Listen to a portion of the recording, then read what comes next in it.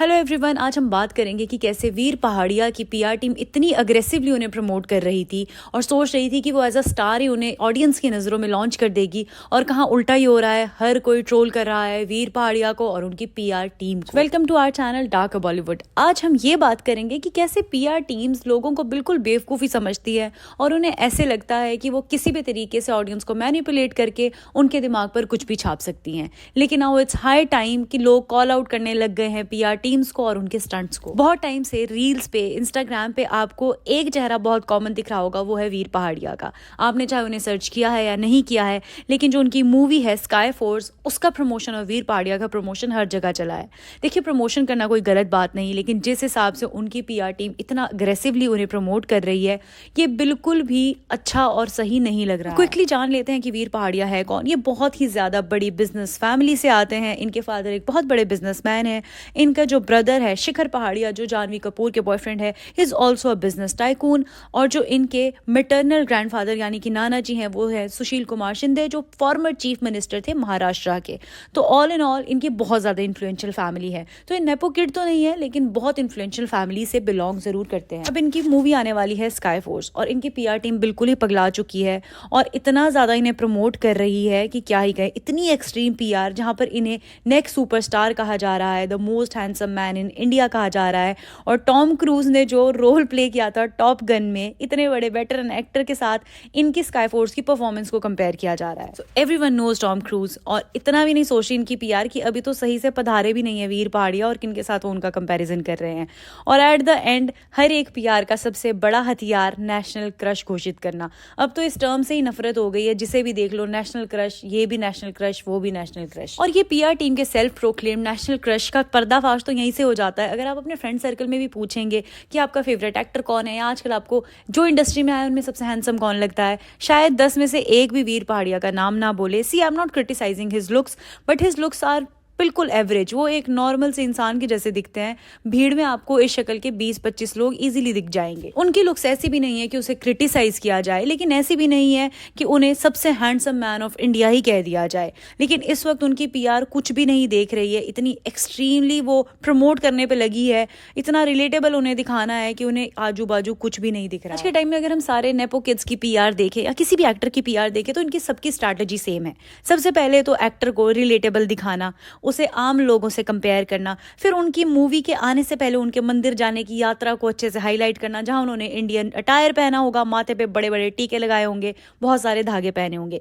फिर उनके लो फेजेस या स्ट्रगल को हाईलाइट करना, फिर उन्हें कंपेयर करना दूसरों से कि वो कितने अच्छे हैं बाकियों के मुकाबले, और एंड में उन्हें घोषित कर देना नेशनल क्रश। जी हाँ, यही है पूरा का पूरा चार्ट जो हर एक पीआर टीम आज के टाइम में फॉलो कर रही है।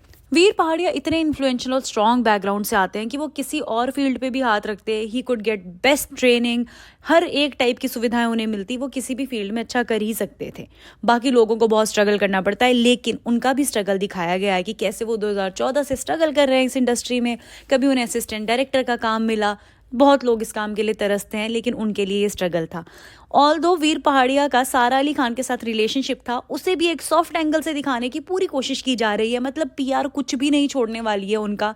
जितना भी उनकी जिंदगी में कुछ भी हुआ है, सब फेंक के मारो ऑडियंस के मुंह पे, वो तो पागल है, पिघल ही जाएगी। फिर जूम टीवी पे एक इंटरव्यू है वीर पहाड़िया का, जहां वो कह रहे हैं कि मैंने कभी ये चीज चूज नहीं की कि मैं अपने बारे में, अपनी लाइफ के बारे में मैं कैसा हूँ ये खुद से बताऊं। मैं चाहता हूँ कि मेरा काम बोले और टाइम सबको बताए कि मैं असल में कैसा हूँ, क्योंकि अगर मैं कुछ बताऊंगा बना के तो वो पर्दाफाश कुछ ना कुछ टाइम में हो ही जाएगा, इसलिए मेरा काम ही सबको दिखाएगा। लेकिन इनकी पीआर टीम बिल्कुल उल्टा कर रही है। ऐसे लगता है जैसे वीर पहाड़िया और इनकी पीआर टीम कहीं अलग अलग जगह से काम करती है, इनकी आपस में कोई बातचीत ही नहीं हो रही है।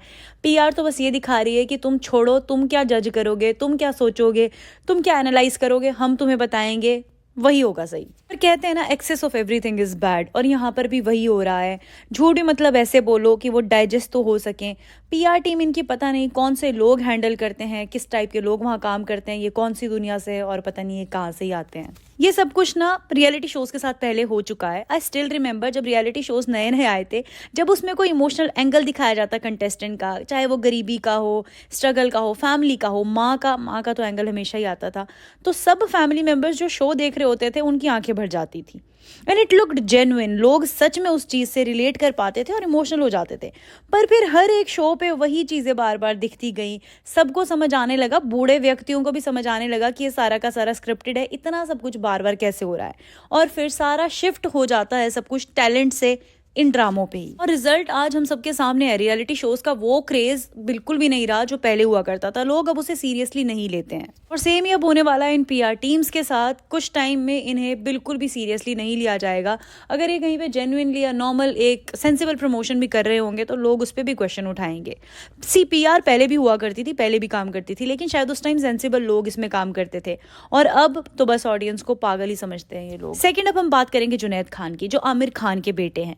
हर जगह पे पहले वो ऑटो में दिखते थे, पता नहीं वो कहाँ जाते रहते थे ऑटो में, और हर वक्त पैप्स भी वहां जाते थे, शायद कोइंसिडेंस होगा। एनीवेज, पैरों में उनके चप्पल दिखती थी, बहुत साधारण से कपड़े दिखते थे। बाकी स्टार किड्स जहां एलवी के बैग के साथ होते थे, वहीं जुनैद खान हमें वाइल्ड क्राफ्ट का बैग लेके घूमते हुए दिखते थे, बिल्कुल वैसा जैसा हम कॉलेज लेके जाते थे। तो जुनैद खान की तो पीआर तभी से एक्टिव हो गई थी। दिखा रहे थे हमें कि ये कितने ज्यादा डाउन टू अर्थ हैं, कितने सिंपल हैं और इन्हें लाइमलाइट से कुछ भी लेना देना नहीं है।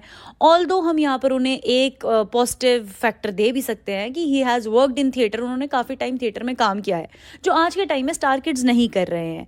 लेकिन अब जब उनकी मूवी आई है लव्यापा और उनमें उनकी एक्टिंग को क्रिटिसाइज किया जा रहा है, इवन उनकी खुशी कपूर के साथ ट्यूनिंग को भी बहुत ज़्यादा क्रिटिसाइज किया जा रहा है, तो शायद उनकी ये इमेज अब ये चाहे फेक थी या रियल थी, प्लस जो इसमें पीआर का तड़का था वो भी काम नहीं कर पाई। फर्स्ट मूवी उनकी ऑल्दो आई थी नेटफ्लिक्स पे, जिसका नाम था महाराज, जो बहुत ज़्यादा अच्छी मूवी थी। उनकी एक्टिंग को भी सराहा गया।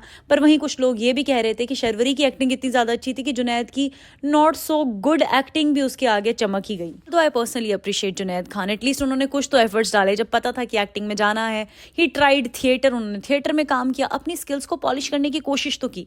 बल्कि बाकी नेपो किड्स के जैसे वो भी डायरेक्टली लॉन्च किए जा सकते थे विद एग्रेसिव पीआर। जैसे कुछ टाइम पहले राशा ठडानी आई थी, जहां पर अभी वो सिर्फ 19 साल की हैं और उनके डांस मूव्स को कटरीना और माधुरी दीक्षित जैसी लेजेंडरी एक्ट्रेस और डांसर्स के साथ कंपेयर किया जा रहा था। पर जैसे ही उनकी मूवी बाहर आई और मूवी फ्लॉप रही, उनकी पीआर फिर भी काफी ठंडी पड़ चुकी है। वरना पहले राशा की भी पीआर ने हमारी फीड में नाक में दम कर रखा। लेट मी रिमाइंड यू, वो भी नेशनल क्रश थी अकॉर्डिंग टू पीआर।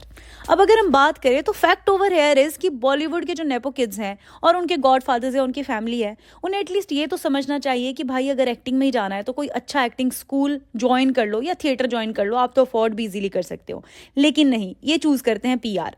पीआर तो देखा जाए बस डूबते को तिनके का सहारा है, और ये कब तक चलेगा यार। पर नहीं, मेहनत नहीं करनी है, वो सारा काम पीआर करेगी।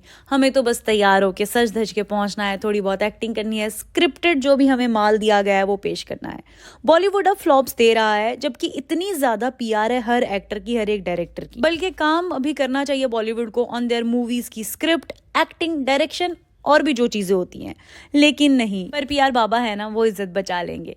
पर अगर बात करें हम बॉलीवुड की, तो बॉलीवुड में ये पीआर कल्चर पता नहीं क्यों आ गया, जहां इन्हें मूवीज पे काम करना चाहिए, क्योंकि बॉलीवुड ने बहुत बड़ी और अच्छी मूवीज दी हैं हमें।